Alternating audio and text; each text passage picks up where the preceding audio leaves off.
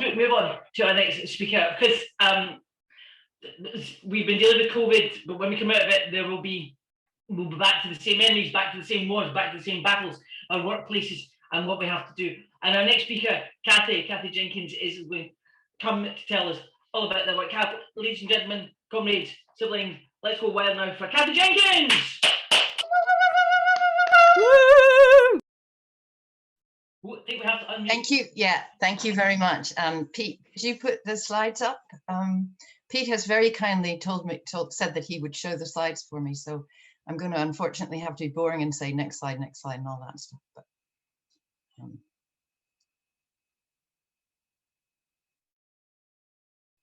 thank you. So before I start, I just want to say to Gabby that I'm from California, so greetings from North America, but I have been here for many, many years and live in Edinburgh. So, but thank you very much for inviting me to speak at this Edinburgh May Day event. I'm wearing two hats today, speaking on behalf of Scottish Hazards and Zero COVID Scotland. Just a bit of background. Scottish Hazards is a health and safety activist network, and we provide advice, support and representation to non-unionised workers, always with the message that joining a union will be the best way to improve safety. We work closely with the STUC and individual unions and link with other grassroots campaigns internationally. We've given advice, almost all relating to COVID, to approximately 500 workers over this last year. Next slide, Pete. Zero COVID Scotland is one of the many international campaigns working for a zero tolerance approach to COVID. In Scotland, you can see from this slide that we want to avoid unnecessary deaths, stopping long COVID, increasing mental health problems, etc. But this slide also shows how we want to do it. So we want to eliminate the virus by taking these measures: a rigorous public sector test and trace system, good financial and social support to enable everyone to self-isolate. This includes proper sick pay provision, safe workplaces, vaccination, quarantine for incoming travellers, and really stamping out any new outbreaks. Next slide, please.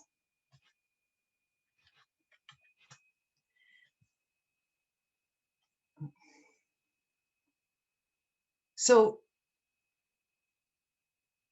today we are marking May Day, and this week we marked Workers' Memorial Day. May Day, or International Workers' Day, started in the 1800s as a campaign for the 8-hour day and is increasingly marked throughout the world.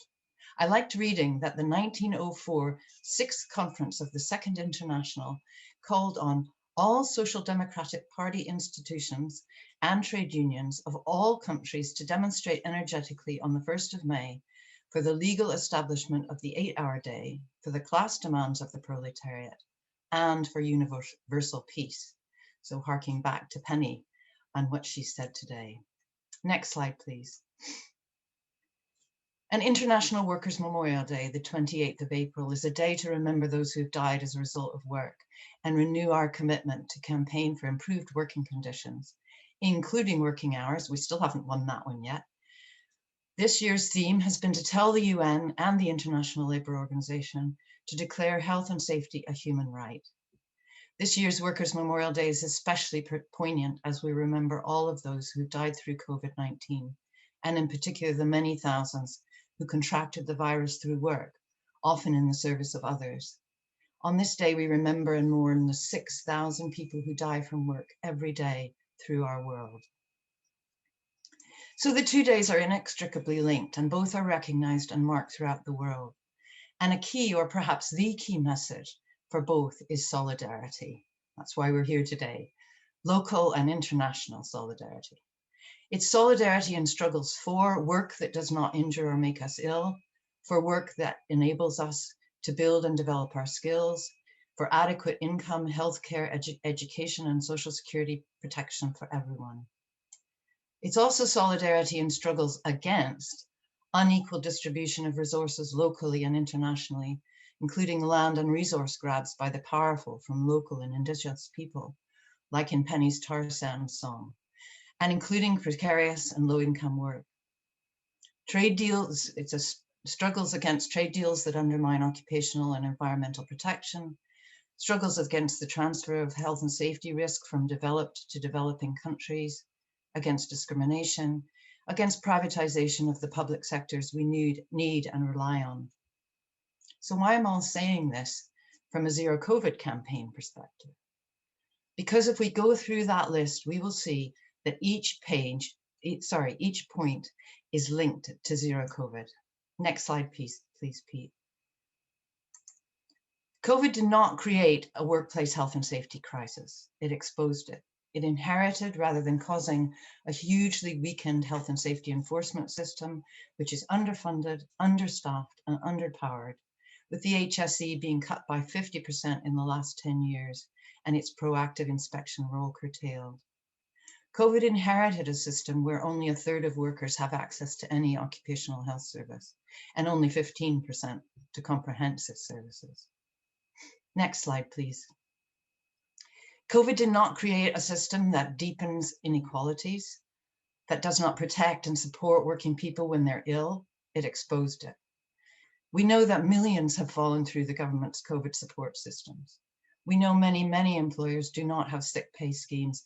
We know that millions have been expected to self-isolate on statutory sick pay of £96 per week to support them and their families. Next slide, please. An illustration of the work impact of COVID in this slide shows who has been hard hit. And this is really harking back to Susan's shout out for the bin man. So we need to think about all the frontline workers. Yes, health service, yes, social care, but all the frontline workers who have exposed themselves to COVID to protect us. COVID did not create global inequalities in distributions of medicines and vaccines. It exposed it.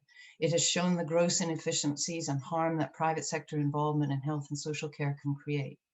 The government has spent millions on inadequate test and trace systems, money that could have gone into our health service and our enforcement bodies. And COVID didn't just arrive. It resulted from our misuse of our world's resources and the impact of that on many species. Next slide, please. From our Scottish Hazards casework, some of the big failures include weak enforcement. I already referred to our weakened enforcement system, and this slide gives some details. I know that you can't read it all right now, but I'll try to make the slides available to people after today. A snapshot of other major issues coming out of our casework include employers insisting that workers came into the workplace when it wasn't acceptable or even legal. This includes those who were shielding or had family members shielding, workers being called into non-essential workplaces, again against guidance, workers being expected to go into others' homes to do non-essential work, illegal in Scotland, major problems with access to PPE, employers telling workers who have been exposed to come into work, employers contradicting the advice of protest and protect, workers being told to take holiday or unpaid sick leave when self-isolating, extremely poor or non-existent sick pay, and of course a very low level of statutory sick pay, which not even all are entitled to. Plus, recently really an issue is poor ventilation. I want to emphasize here that I'm not talking about all employers. Many employers have done an amazing job, but this is some of the issues that we've had brought to us from workers in Scotland. And next slide, please. And a major issue, risk assessment. By law, workers must be consulted and involved. Risk assessment is a cornerstone of our health and safety system. The Scottish Government made it clear in guidance from the start that COVID risk assessment must be carried out, that workers must be consulted as by law. And yet the highest level of casework we have had is where there is no risk assessment, or there's been no consultation, or workers haven't seen the risk assessment, or where the control measures identified have not been followed. Next slide, please. I'm not going to be able to go through this slide in detail, but I wanted to point out that a key element of control resulting from risk assessment is the hierarchy of control. It's an inverted triangle of priority, with priorities being in order: elimination, so not working from home, not working in the workplace, working from home, substitution, engineering controls like good ventilation, administrative controls like bringing only some people into the workforce in small groups, and finally, with least priority, that is, it should come last, not that it's not important, PPE, personal protective equipment. Next slide, please. On the other hand, COVID has given us some opportunities. It has highlighted the importance of good workplace health and safety. It's shown that looking after workers' health is looking after public health. It's shown the importance of the trade union movement, as trade union health and safety reps have been in the forefront of seeing, raising, fighting for improvements in working conditions for those both who've been working from home and those going into work in workplaces or the community. So a big shout out for Roz and all the trade union activists that are here, and all the trade union activists all over the world. This has included in Scotland at least being closely involved in developing Scottish government policy and guidance. And it's possibly given some impetus to making the Scottish government's Fair Work agenda a high priority. Next slide, please. So I'd like to finish with the opportunities. Our job is now to build on these opportunities which have arisen. And they are, some of them are, it has highlighted the importance of good, oh, I've said that, sorry. So the next slide is how to build on these opportunities. As part of our Scottish Hazards Manifesto, we ask that health and safety regulation and enforcement be devolved to Scotland. That with health and safety devolved, the Scottish Government create a Scottish Occupational Health and Safety Agency. That even before health and safety is devolved, the government develop a comprehensive occupational health service for Scotland. That Scotland use the power of public sector procurement to give teeth to its Fair Work agenda. That a toxics use reduction strategy put in place in Scotland to reduce toxins that we are all exposed to at work and in the environment. So, as all of you will be, we're looking to the future with a commitment to fight for the living. Thank you. Thank you.